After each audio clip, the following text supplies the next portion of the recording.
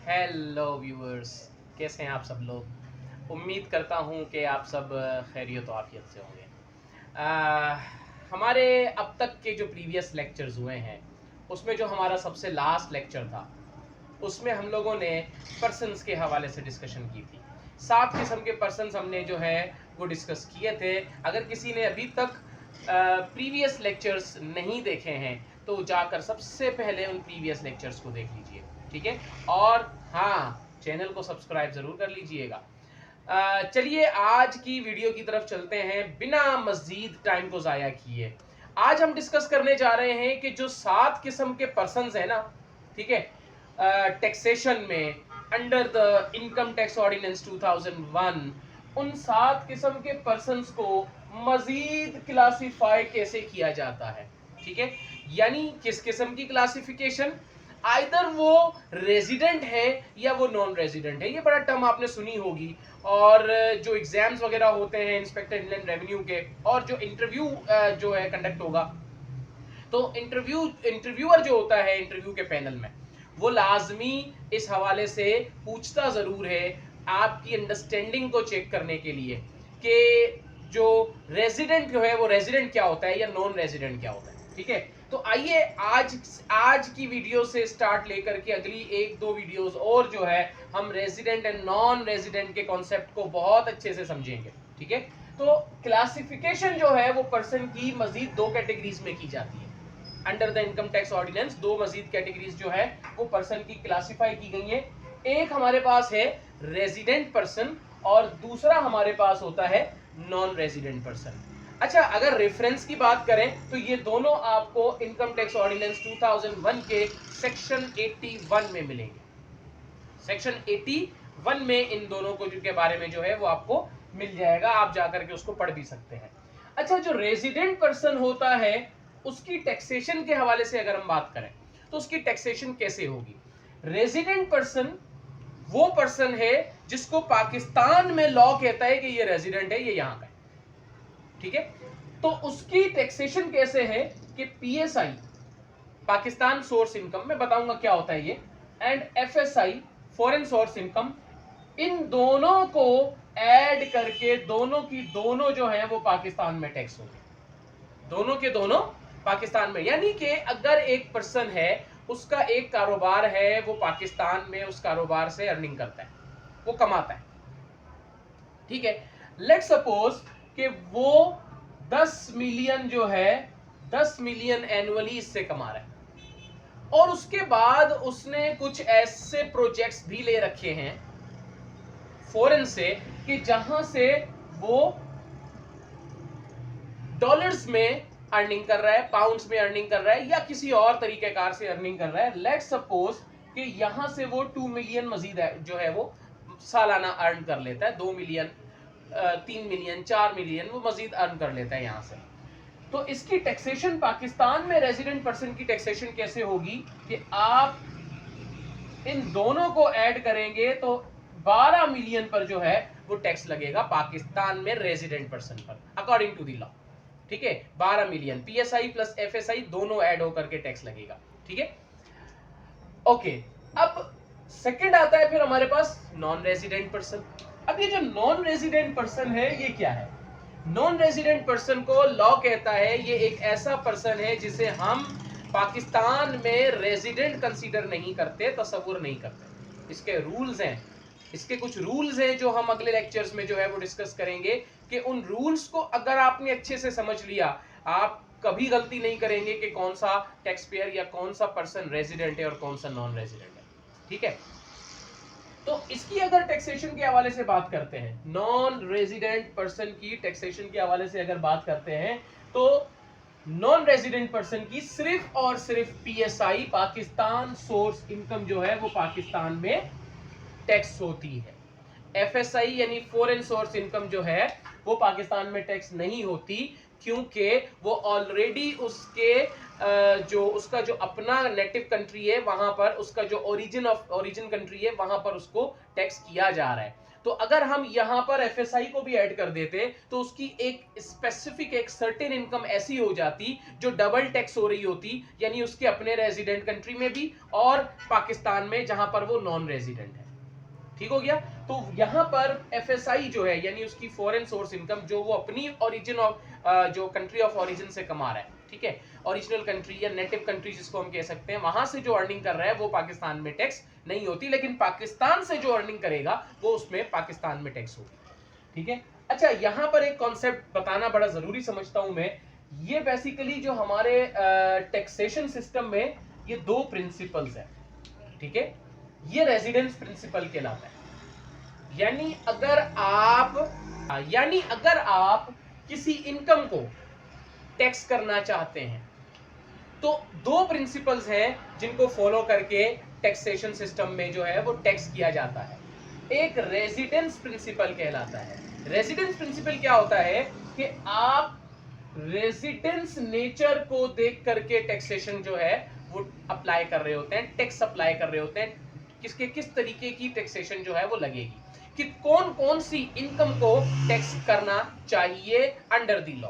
ये residence principal कहलाता है जिसमें किसी पर्सन के रेजिडेंट और नॉन रेजिडेंट होने की बुनियाद पर उसकी इनकम को क्या किया जा रहा है, टैक्स किया जा रहा है।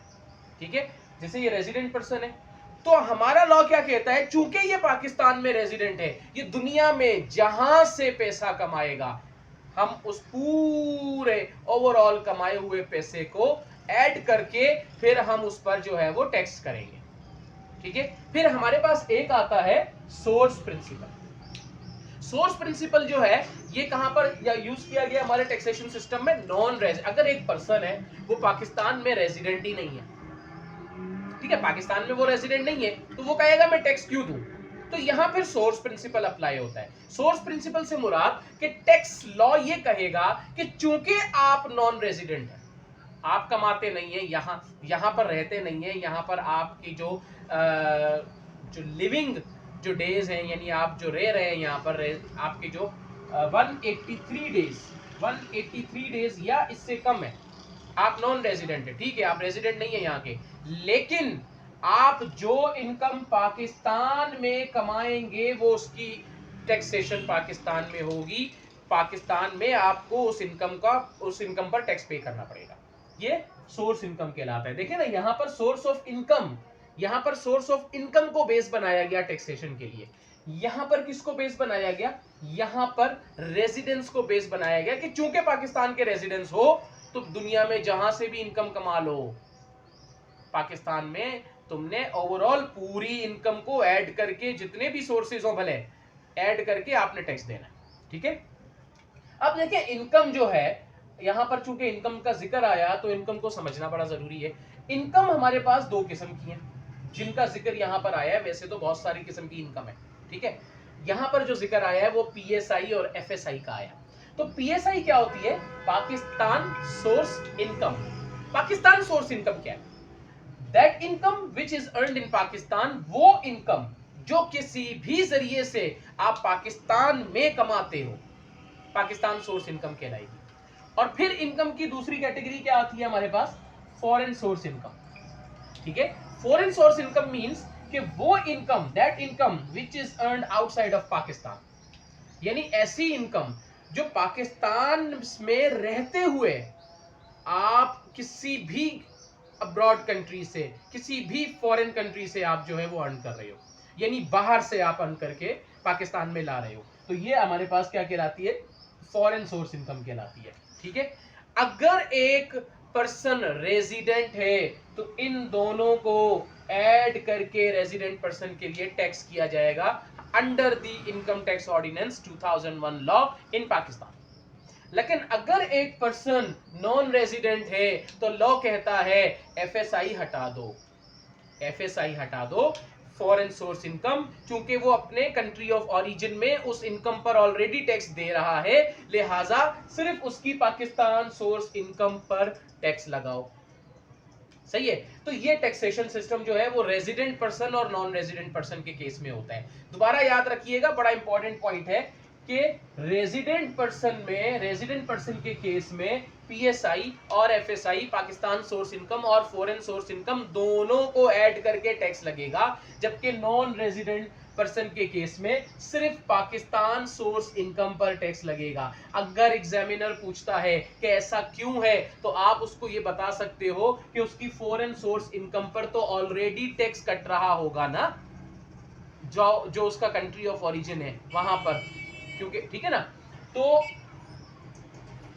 इसके बाद हमारे पास आता है रेजिडेंशियल स्टेटस ऑफ पर्सन। हमने 7% पढ़े थे प्रीवियस लेक्चर में। दोबारा कहता हूं, अगर लेक्चर नहीं सुना है तो पहले जाके प्रीवियस लेक्चर्स को देख लीजिएगा। 4 लेक्चर्स ऑलरेडी जो है इंट्रोडक्शंस वगैरह के अलावा, ठीक है, इंटरव्यू टिप्स एंड टेक्निक्स के अलावा, टिप्स एंड ट्रिक्स के अलावा 4 लेक्चर अपलोड हो चुके हैं। ये 5वां लेक्चर चल रहा है, ठीक है।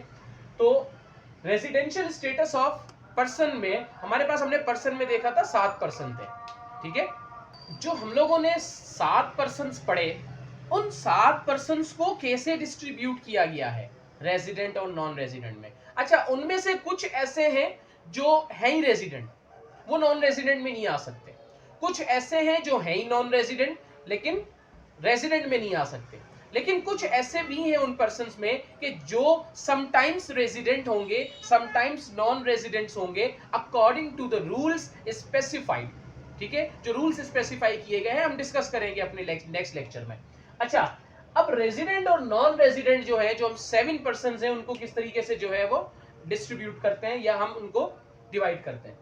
इंडिविजुअल रेजिडेंट भी हो सकता है, इंडिविजुअल नॉन रेजिडेंट भी हो सकता है, एओपी रेजिडेंट भी हो सकता है, एओपी नॉन रेजिडेंट भी हो सकता है, कंपनी रेजिडेंट भी हो सकती है, कंपनी नॉन रेजिडेंट भी हो सकती है। कैसे कैसे रेजिडेंट, कब रेजिडेंट होगा, कब नॉन रेजिडेंट होगा, ये हम नेक्स्ट हमारी जो वीडियो आएगी उसमें डिटेल में आएगा, starting from the individual and ending at the company, ठीक है। अच्छा, यहां पर इनकी जो बात हुई, इन पे देखें एस्टेरिक लगाया मैंने। एस्टेरिक से मुराद आइदर रेजिडेंट और non resident according to law. Law के मुताबिक या तो ये रेजिडेंट होंगे या नॉन रेजिडेंट होंगे, ठीक है। अब फेडरल गवर्नमेंट की अगर हम बात करें तो फेडरल गवर्नमेंट कभी भी नॉन रेजिडेंट नहीं हो सकती, federal government is always resident. अच्छा, उसके बाद जब हम फॉरेन गवर्नमेंट की बात करें तो फॉरेन गवर्नमेंट जो है, या जो political sub division of foreign governments होते हैं लाइक एम्बेसीज वगैरह, और पब्लिक इंटरनेशनल ऑर्गेनाइजेशंस जो होती हैं, इनके बारे में लास्ट हमारे लेक्चर में डिस्कशन हो गई थी डिटेल में। ये नॉन रेजिडेंट होंगे, ये कभी रेजिडेंट नहीं हो सकते अकॉर्डिंग टू लॉ, ठीक है ना। तो ये नॉन रेजिडेंट होंगे। अब बात यहां पर सारी की सारी ये आती है कि ऐसे कौन से रूल्स हैं जो हमें याद रखने चाहिए कि इंडिविजुअल कब रेजिडेंट होगा और इंडिविजुअल कब नॉन रेजिडेंट होगा, ठीक है। एओपी कब रेजिडेंट होगा और एओपी कब नॉन रेजिडेंट होगा, और कंपनी कब रेजिडेंट होगा और कंपनी कब नॉन रेजिडेंट होगा। ये बड़े इंपॉर्टेंट पॉइंट्स होते हैं।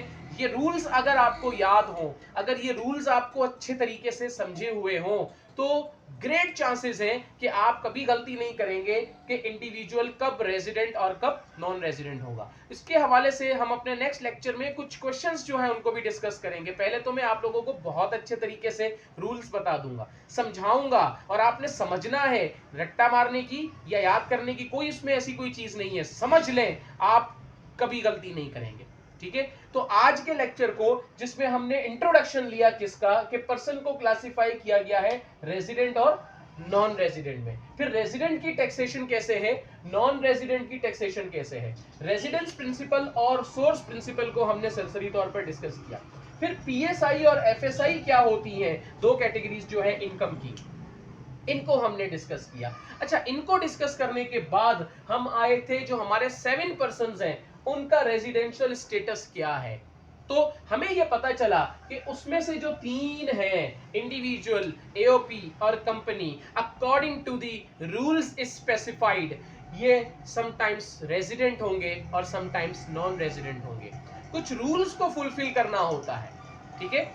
वो रूल्स हम अपनी नेक्स्ट वीडियो में डिस्कस करेंगे। फिर हमने ये डिस्कस किया कि कौन से रेजिडेंट है और कौन से नॉन रेजिडेंट है। तो पता यही चला कि federal government is always resident, ये नॉन रेजिडेंट नहीं हो सकती। और foreign government, political sub division of foreign government and public international organisations, these are always non resident, ये कभी रेजिडेंट नहीं हो सकते।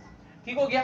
तो आज के लेक्चर में हम यहीं तक रखते हैं और मिलेंगे नेक्स्ट लेक्चर में इनके रूल्स को डिस्कस करने जो है वो डिस्कस करते हुए कि कब रेजिडेंट और कब नॉन रेजिडेंट होगा कोई इंडिविजुअल, कोई एओपी या कोई कंपनी। ठीक है, तब तक के लिए इजाजत दीजिए। हाँ, चैनल को अगर अब तक आपने सब्सक्राइब नहीं किया है तो जरूर सब्सक्राइब कर लीजिएगा और बेल आइकॉन के बटन को भी जरूर दबा दीजिएगा ताकि मेरी आने वाली जो वीडियोस हैं वो आप तक बर वक्त पहुंचती रहे।